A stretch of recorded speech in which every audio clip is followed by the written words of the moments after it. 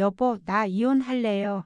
새벽 차 한 잔을 건네며 아내가 말했다. 45년 함께한 남편은 신문을 내려놓으며 어이없다는 표정을 지었다. 김치 때문에 그걸 가지고 아내는 차갑게 웃었다.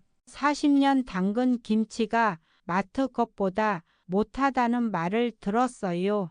근데 당신은 그냥 넘어가라고 했죠. 이제 더는 못 참겠어요.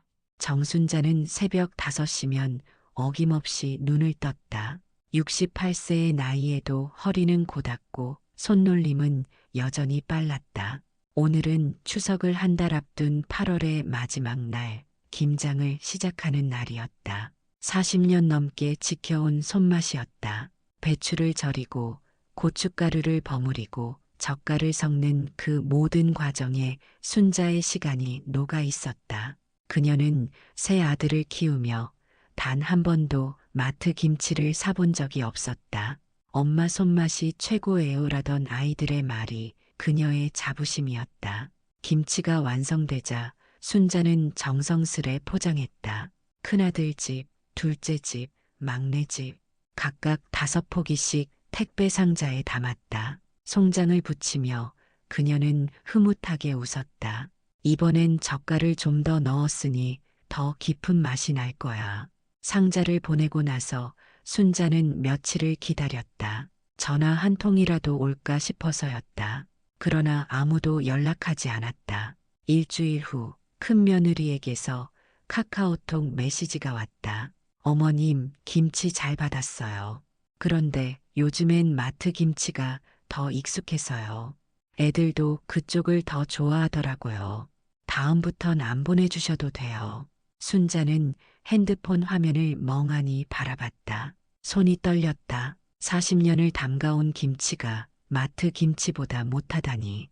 그녀는 아무 말도 하지 못한 채 핸드폰을 내려놓았다. 더 충격적인 건 그 다음이었다. 막내 아들은 김치를 받자마자 SNS에 사진을 올렸다. 엄마가 또 보내신 올드한 시골 김치 키읔키읔 촌스러워서 못 먹겠음. 요즘 누가 이런 거 먹어? 댓글에는 친구들이 웃음 이모티콘을 달았다. 순자는 우연히 둘째 며느리의 핸드폰을 통해 그 게시물을 보게 됐다. 가슴이 무너지는 것 같았다. 자식이 자신의 정성을 조롱하고 있었다. 큰아들에게 전화를 걸었다. 김치는 잘 받았니? 아들의 목소리는 무심했다. 아, 네, 받았어요. 근데 요즘 장모님이 담근 김치가 입에 더 맞아서요. 엄마 김치는 냉장고 안쪽에 넣어뒀어요. 순자는 말을 잇지 못했다. 냉장고 안쪽이라는 건 결국 먹지 않겠다는 뜻이었다. 그녀는 조용히 전화를 끊었다. 저녁, 남편 김종필이 귀가했다. 순자는 식탁에 앉아 고개를 떨구고 있었다. 왜 그래? 어디 아파? 종필이 물었다. 순자는 천천히 고개를 들었다. 여보, 내가 40년 넘게 담근 김치가 마트 김치보다 못한가 봐요. 종필은 어깨를 으쓱했다. 세상이 변했잖아. 요즘 애들은 그런 거 안 따져. 그냥 넘어가. 순자는 남편의 눈을 똑바로 쳐다봤다. 넘어가라고요? 내 정성이 그렇게 가벼운 거예요? 그날 밤 순자는 잠을 이루지 못했다. 40년의 시간이 한순간에 부정당한 기분이었다. 그녀는 생각했다. 내가 뭘 잘못한 걸까? 아니, 잘못한 건 나일까? 저 아이들일까? 새벽녘 그녀는 결심했다. 더 이상 참지 않기로. 다음 날 아침 순자는 남편에게 차를 한 잔 내밀었다. 종필은 신문을 보며 무심히 받아 마셨다. 여보, 순자의 목소리는 차분했다. 나 이혼할래요. 종필은 신문을 내려놓고 아내를 바라봤다. 뭐, 갑자기 무슨 소리야? 순자는 미소를 지었다. 그러나 그 미소에는 서늘한 기운이 감돌았다. 45년을 함께 살았지만 당신은 한 번도 내 편이 된 적이 없어요. 어제도 그랬고. 종필은 당황했다. 김치 때문에? 그렇게 큰일도 아닌데 왜 그래? 순자는 고개를 저었다. 큰일이에요. 내게는 큰일이었어요. 근데 당신은 그냥 넘어가래요. 자식들도 마찬가지고 나는 이 집에서 투명 인간이에요. 그녀는 가방에서 서류 봉투를 꺼냈다. 이미 변호사 선임했어요. 재산분할 청구할 거고 당신 명의로 된 퇴직연금도 절반 받을 거예요. 종필은 얼굴이 새하얗게 질렸다. 당신 정신 나갔어? 애들한테 뭐라고 할 건데? 순자는 차갑게 대답했다. 애들한테도 말할 거예요. 그동안 손주 학자금 지원한 거 다 끊을 거라고. 명절 용돈도 없어요. 이제부턴 내 돈은 내가 쓸 거예요. 그녀는 일어서며 마지막으로 말했다. 그리고 여보, 이거 마지막 김치예요. 순자는 냉장고에서 김치 한 포기를 꺼내 식탁에 놓았다. 잘 드세요. 이게 마지막이니까. 며칠 후 순자는 새 아들을 불렀다. 막내가 먼저 도착했다. 엄마, 갑자기 왜 불러? 바쁜데. 순자는 차를 내오며 말했다. 너희 아빠랑 이혼하기로 했다. 아들들은 동시에 소리쳤다. 뭐? 큰아들이 황급히 물었다. 무슨 일 있어요? 아버지가 뭐 잘못했어요? 순자는 고개를 저었다. 잘못한 건 너희야. 둘째가 어리둥절한 표정으로 물었다. 저희요? 저희가 뭘 잘못했는데요? 순자는 조용히 말했다. 내가 40년 동안 뭘 했는지 알아? 너희를 키우고 밥 해주고 김치 담그고 명절 준비하고. 근데 너희는 그걸 당연하게 여겼어. 심지어 조롱했지. 막내는 얼굴이 빨개졌다. 그건 SNS에 그냥 장난으로. 순자는 손을 들어 막았다. 장난? 내 40년이 장난거리였구나. 순자는 서류 봉투를 꺼냈다. 이혼 서류 접수했어. 그리고 너희한테 해주던 지원 다 끊을 거야. 손주 학자금, 명절 용돈, 경조사비 다 없어. 큰아들이 다급히 말했다. 엄마, 그럼 저희는 어떻게 해요? 애들 학원비도 빠듯한데. 순자는 차갑게 웃었다. 마트 김치 사 먹듯이 알아서 살아. 나도 이제 내 인생 살 거야. 아들들은 아무 말도 하지 못했다. 순자는 일어서며 마지막으로 말했다. 너희가 나를 김치보다 못하게 대했으니 이제 나도 너희를 가족으로 대하지 않을 거야. 그녀는 문을 열고 나가며 뒤돌아보지 않았다. 아들들은 멍하니 서 있었다. 다음 날 순자는 은행에 갔다. 퇴직연금 해지 신청서를 제출하고 자신 명의 통장을 새로 만들었다. 그 돈으로 그녀는 고향 장성에 있는 빈 한옥을 매입했다. 45년의 결혼 생활을 정리하는 데는 단 일주일이면 충분했다. 순자는 짐을 싸며 생각했다. 이제 시작이야. 내 인생의 진짜 시작.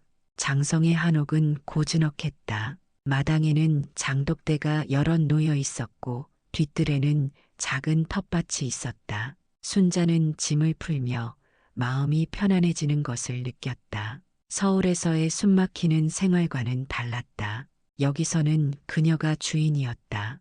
아무도 그녀의 김치를 조롱하지 않았다. 이삿날 저녁, 순자는 마당에 앉아 하늘을 바라봤다. 별이 쏟아질 듯 많았다. 그때 담 너머에서 목소리가 들렸다. 새로 이사 오셨습니까? 순자는 고개를 돌렸다. 70대로 보이는 남자가 담을 넘어 인사했다. 네, 오늘 이사 왔어요. 남자는 환하게 웃으며 손을 내밀었다. 홍만식이라고 합니다. 옆집에 살아요. 장 담그는 일해요. 순자는 그의 손을 잡으며 미소 지었다. 정순자예요. 김치 담그는 걸 좋아해요. 홍만식의 눈이 반짝였다. 오, 그럼 우리 통하겠는데요? 제가 40년 넘게 전통장을 담가왔거든요. 된장, 고추장, 간장 다 직접 담가요. 순자는 놀라며 물었다. 혼자서요? 홍만식은 고개를 끄덕였다. 아내가 10년 전에 세상을 떠나서요. 그 뒤로 혼자 지키고 있어요. 아내가 남긴 장맛을요. 두 사람은 그날 밤 담 너머로 이야기를 나눴다. 홍만식은 자신의 장독대를 보여주며 자부심을 드러냈다. 이 장독대는 50년 된 거예요. 제 아내가 시집 올 때 가져온 거죠. 이 안에 담긴 메주는 3년 숙성된 거고요. 순자는 감탄하며 물었다. 판매는 안 하세요? 홍만식은 고개를 저었다. 팔려고 하면 손맛이 변해요. 그냥 이웃들 나눠주고 제가 먹고 그래요. 순자는 그의 말에 공감했다. 저도 그랬어요. 자식들 주려고 40년을 담갔는데 결국 아무도 알아주지 않더라고요. 홍만식은 조용히 고개를 끄덕였다. 세상이 변했어요. 요즘은 빠르고 편한 게 최고래요. 근데 전통은 느리고 불편하잖아요. 그래서 외면받는 거죠. 순자는 깊은 한숨을 쉬었다. 그럼 우리는 어떻게 해야 할까요? 홍만식은 잠시 생각하더니 말했다. 같이 해보면 어때요? 순자 씨 김치랑 제 장 합쳐서요. 전통 발효식품 브랜드 하나 만들어 보는 거예요. 순자는 눈이 커졌다. 브랜드요? 저희 나이에? 홍만식은 환하게 웃었다. 나이가 뭐가 중요해요. 우리한테는 40년, 50년의 경험이 있잖아요. 그게 바로 경쟁력이에요. 다음 날부터 두 사람은 본격적으로 준비에 들어갔다. 순자는 김치를, 홍만식은 장을 담갔다. 그들은 브랜드 이름을 순홍장이라고 정했다. 순자의 순과 홍만식의 홍을 따서 만든 이름이었다. 의미는 순조롭게 크게 퍼지는 장이었다. 두 사람은 매일 새벽부터 밤까지 일했다. 순자는 배추를 절이고 홍만식은 메주를 쑤었다. 작업하는 동안 그들은 많은 이야기를 나눴다. 홍만식은 아내를 잃은 슬픔을, 순자는 자식들에게 받은 상처를 털어놨다. 그러면서 서로를 위로했다. 우리 이제 진짜 가족이 된 것 같아요. 순자가 말했다. 홍만식은 고개를 끄덕이며 웃었다. 그러게요. 피는 안 섞였어도 마음은 통하니까요. 순홍장의 첫 제품은 장독 김치였다. 순자가 직접 담근 김치에 홍만식의 전통 간장과 고추장을 배합한 제품이었다. 맛은 깊고 진했다. 시판 김치와는 차원이 달랐다. 홍만식은 제안했다. SNS에 올려보면 어때요? 요즘은 다들 그렇게 하던데. 순자는 고개를 가로저었다. 제가 그런 거 잘 모르는데요. 홍만식은 웃으며 말했다. 저도 모르는데 뭐. 같이 배워봐요. 두 사람은 유튜브와 인스타그램 계정을 만들었다. 계정 이름은 장독대 할머니, 할아버지의 전통 손맛이었다. 첫 영상은 순자가 김치를 담그는 과정을 담았다. 배추를 절이고 양념을 버무리고 항아리에 담는 모든 과정을 보여줬다. 홍만식이 촬영하고 순자가 설명했다. 40년을 담가온 김치예요. 비법은 없어요. 정성이 전부죠. 영상은 예상 밖으로 반응이 좋았다. 힐링된다. 이게 진짜 김치지. 할머니 손맛 그리웠어요. 라는 댓글이 달렸다. 일주일 만에 조회수 10만을 넘었다. 순자는 놀라며 홍만식에게 말했다. 세상에 이렇게 많은 사람이 봤대요. 홍만식은 흐뭇하게 웃었다. 요즘 사람들도 진짜를 알아보나 봐요. 주문이 들어오기 시작했다. 처음엔 하루 10건 정도였지만 한 달이 지나자 100건을 넘었다. 순자와 홍만식은 밤낮으로 김치를 담갔다. 힘들었지만 행복했다. 이렇게 인정받는 기분이 이렇게 좋은 거였구나. 순자가 말했다. 홍만식은 고개를 끄덕이며 말했다. 그러게요. 40년 만에 처음 느껴보는 기분이에요. 그러던 어느 날 프랑스 유기농 식품 박람회 초청장이 날아왔다. 순홍장의 SNS를 본 바이어가 연락을 해온 것이었다. 한국 전통 발효식품에 관심이 많다는 내용이었다. 순자는 망설였다. 우리가 외국까지 갈 수 있을까요? 홍만식은 단호하게 말했다. 가야죠. 이게 기회예요.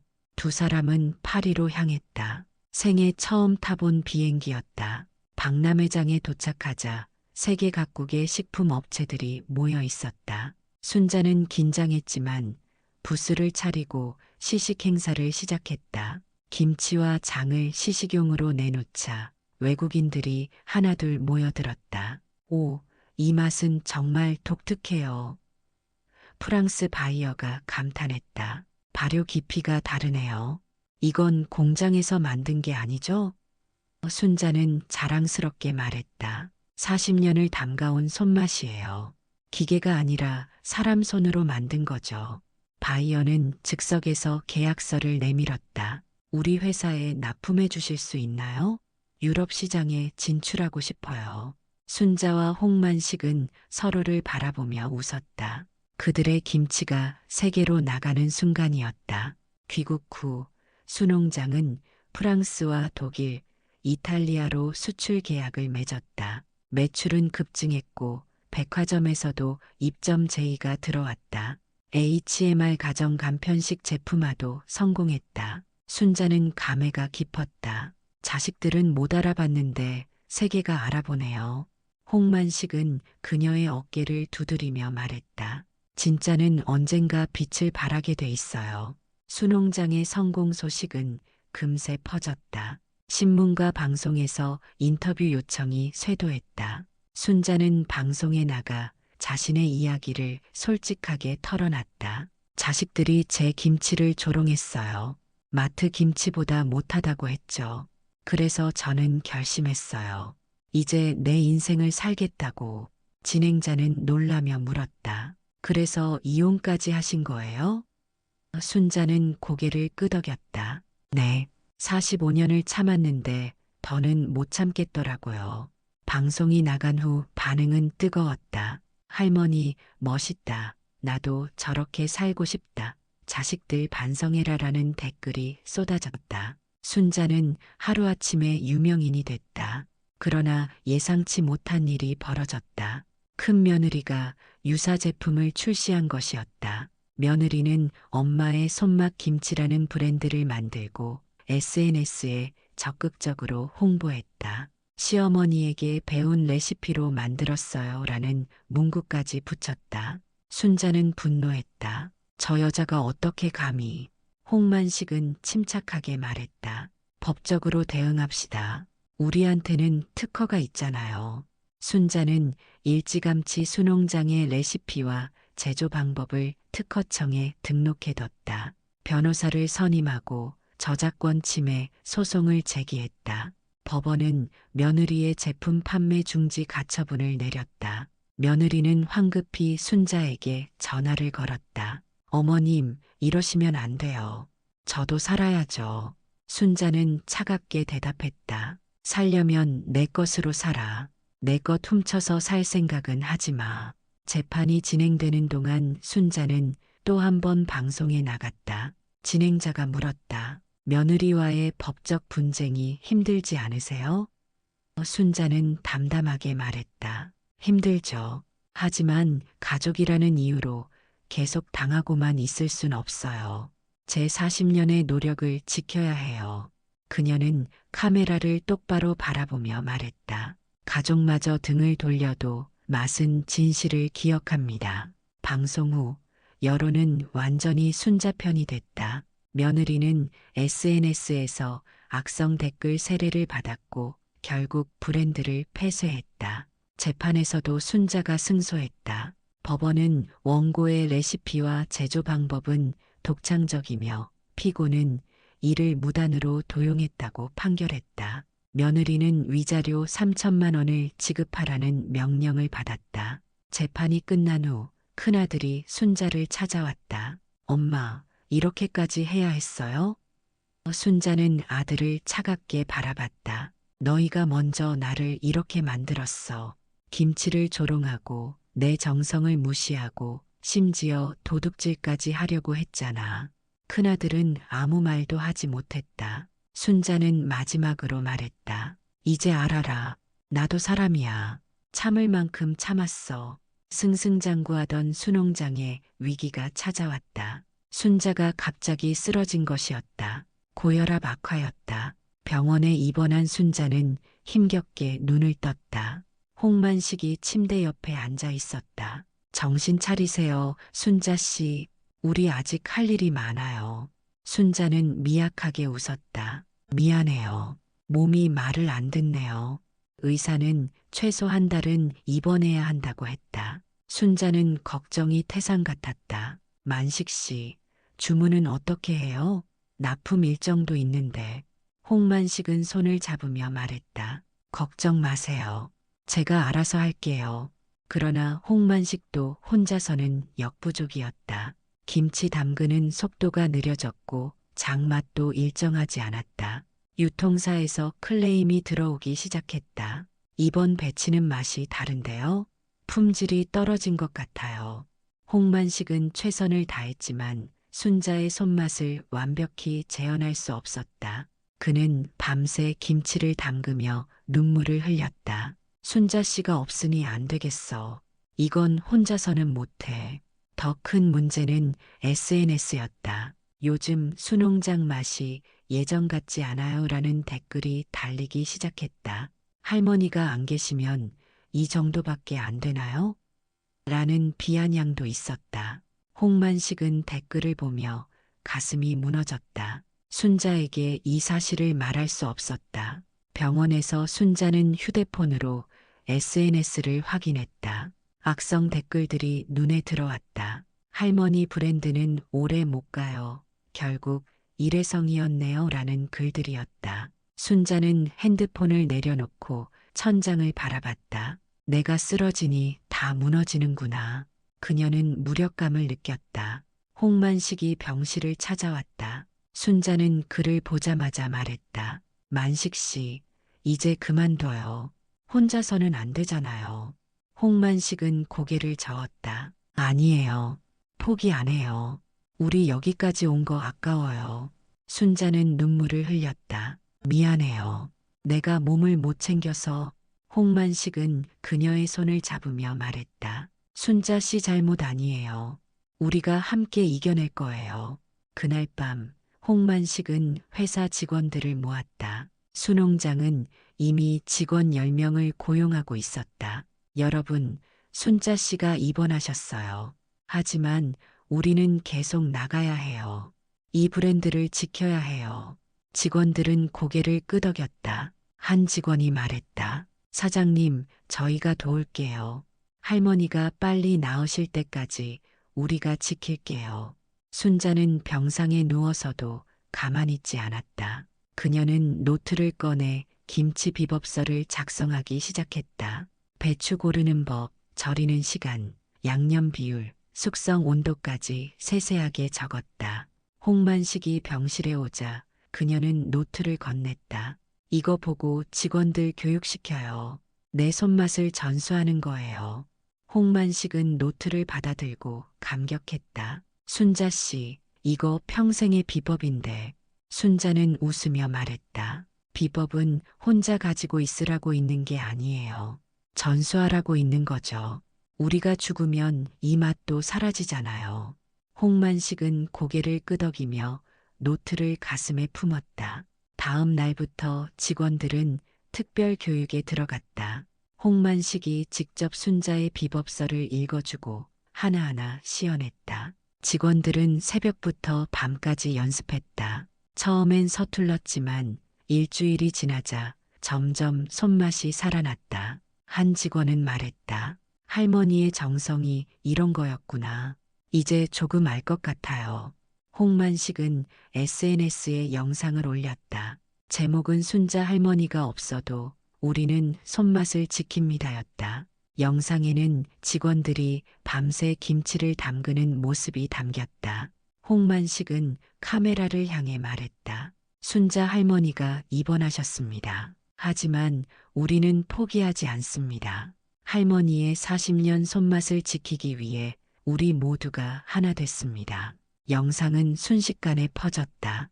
댓글에는 응원의 메시지가 쏟아졌다. 할머니 빨리 나으세요. 직원들 정말 멋있어요. 이런 회사가 진짜 성공해야 해요.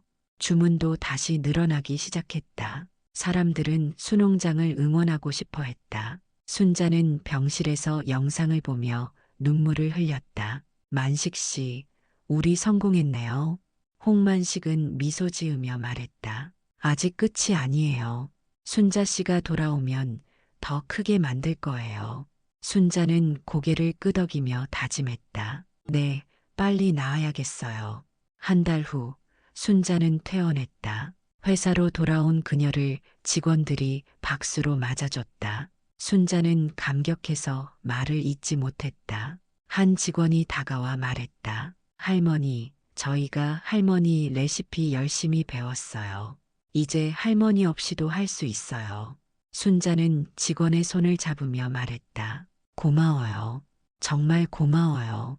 그날 저녁 순자와 홍만식은 장독대 앞에 앉았다. 순자가 말했다. 만식 씨, 우리 정말 대단한 일 해냈죠? 홍만식은 웃으며 말했다. 그러게요. 처음엔 불가능할 줄 알았는데. 순자는 하늘을 바라보며 말했다. 이제 진짜 시작이에요. 우리 손맛을 세상에 더 많이 알려야죠. 수농장은 더욱 성장했다. 순자는 전통 발효학교를 설립했다.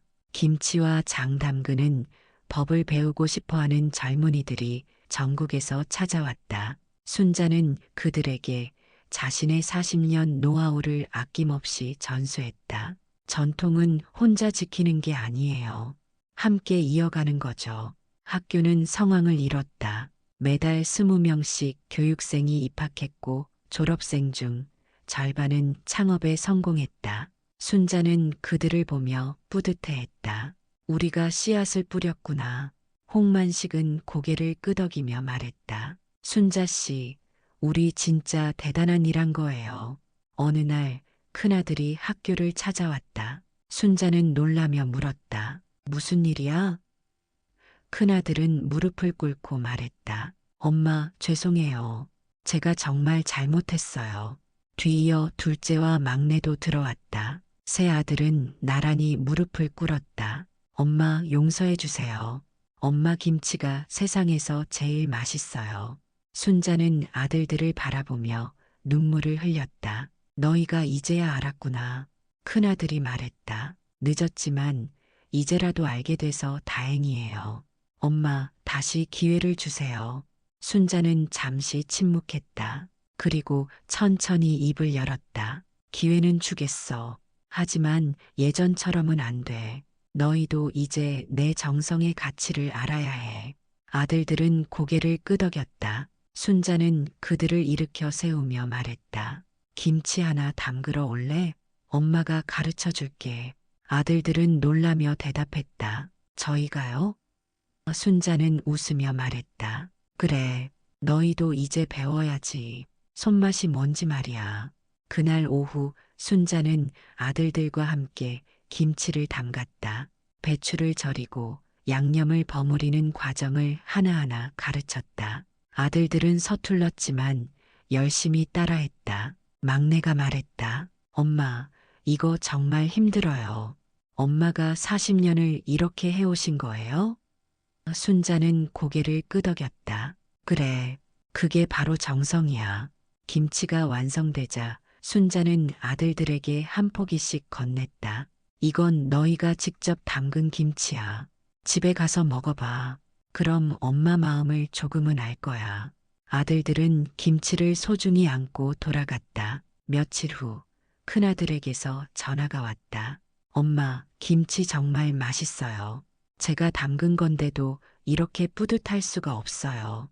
순자는 웃으며 말했다. 그래, 정성이 들어가면 다 맛있어. 둘째와 막내도 전화해서 감사를 표했다. 순자는 비로소 마음이 놓였다. 그해 추석, 순자는 전통 발효학교 앞마당에 큰 상을 차렸다. 직원들, 학교 교육생들, 그리고 새 아들과 가족들이 모였다. 순자는 모두를 둘러보며 말했다. 우리가 여기까지 왔어요. 혼자였으면 불가능했을 거예요. 함께였기에 가능했죠. 홍만식이 일어서서 건배를 제안했다. 순자 씨를 위해 건배. 모두가 잔을 들었다. 순자는 눈물을 흘리며 웃었다. 그녀는 장독대를 바라보며 생각했다. 40년의 시간이 헛되지 않았구나. 그날 밤 순자는 마당에 홀로 앉아 별을 바라봤다. 홍만식이 다가와 옆에 앉았다. 순자 씨, 행복해요? 순자는 고개를 끄덕였다. 네, 이제야 진짜 행복해요. 순자는 생각했다. 김치 한 포기에 담긴 정성을 무시당했을 때 그녀는 무너질 뻔했다. 하지만 그녀는 일어섰다. 스스로의 가치를 증명했고 세상에 손맛을 알렸다. 그리고 가족도 되찾았다. 이제 그녀에게는 진짜 가족이 있었다. 피는 섞이지 않았지만 마음으로 연결된 사람들. 그것이 바로 진짜 가족이었다. 순자는 장독대에 손을 올리며 속삭였다. 이제 진짜 가족이 되었구나. 그녀의 얼굴에는 평화로운 미소가 번졌다. 40년의 외로움은 끝났고 새로운 시작이 기다리고 있었다.